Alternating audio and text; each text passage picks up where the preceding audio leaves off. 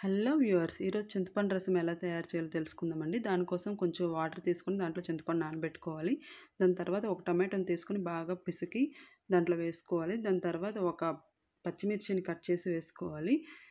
మొత్తం చింతపండు మొత్తాన్ని బాగా పిసికి పక్కన పెట్టుకోవాలండి.